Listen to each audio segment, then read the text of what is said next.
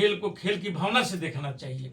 इसे सांप्रदायिक रंग नहीं देना चाहिए। मेट्रो ट्रेन या अन्य संस्थानों पर वे भगवा रंग चढ़ाने का प्रयास करता था। फाइनल में खेलने वाले खिलाड़ी हैं और वे प्रैक्टिस करने गए हैं तो उन्हें भी भगवा रंग में रंगने का ये लोग प्रयास किया है। भाजपा टीम और खास करके गुजरात गैंग जो है वह इस वर्ल्ड कप को भी चुनाव की नजर से और 2024 के जो लोकसभा का चुनाव है या अभी ये 5 राज्यों का जो चुनाव चल रहा था उसके मद्देनजर रखते हुए ये लोग इस खिलाड़ियों को भी उस भगवा रंग में रंग देना चाहते हैं। मोदी जी जाकर के खिलाड़ियों को उनके जोश बढ़ाने के कार्य किए थे, इसलिए इंडिया टीम जीत गया।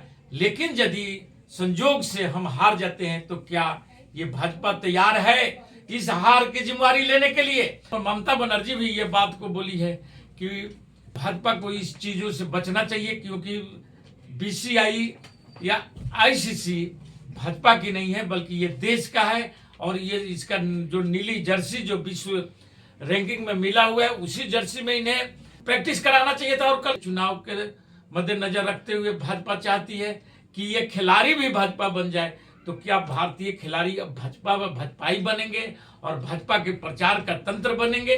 दोस्तों, आज भारत विश्व कप में पहुंच चुका है और हमारे तमाम खिलाड़ियों का सहयोग और उनकी क्षमता के अनुरूप प्रदर्शन से हम विश्व कप की फाइनल में पहुंच गए हैं।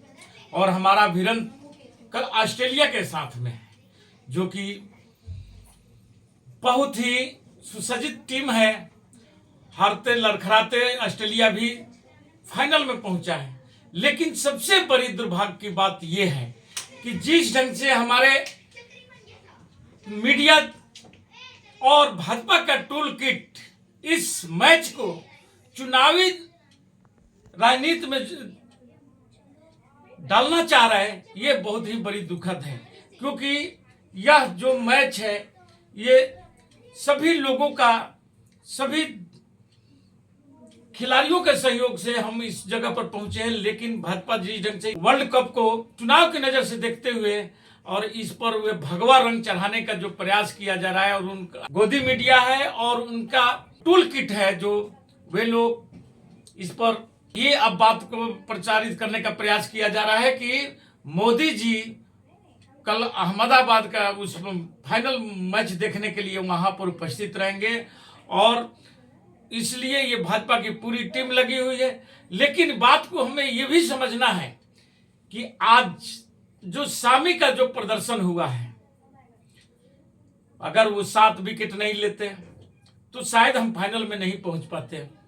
लेकिन उसी शामी के साथ में जब एक बुमराह की कैच को छोड़ देने से उनके साथ में जो हमारा ये भाजपा का टूल किट या भाजपा के अंधभक्त जो हैं वे लोग कैसा व्यवहार किए थे यह भी दुनिया से छिपा हुआ नहीं है। लेकिन वहां पर जब हमारे कप्तान विराट कोहली ने उनका बचाव किया तो उनके साथ भी उनको भी ये लोग टोल करने से नहीं बचे थे।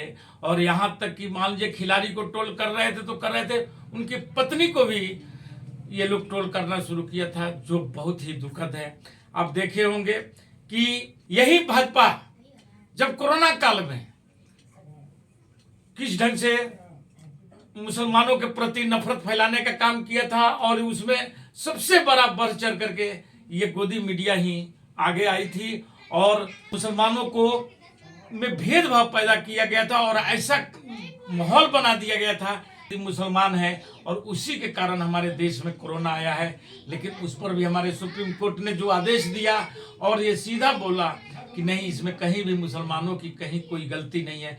लेकिन वही भाव ये लोग खेल में भी लाना चाहते हैं और खेल में भी दिखाना चाहते हैं कि जब शामी से गलती हुई थी और वो कैच छोड़ दिया था और इंडिया हार गया था मैच को, उसमें उसके साथ जो बदसलूकी किया गया था, उसके साथ टोल किया गया था, ये सब देश की नज़र में ये कभी भी उचित नहीं हो सकता है क्योंकि खेल को खेल की भावना से देखना चाहिए, इसे सांप्रदायिक रंग नहीं देना चाहिए।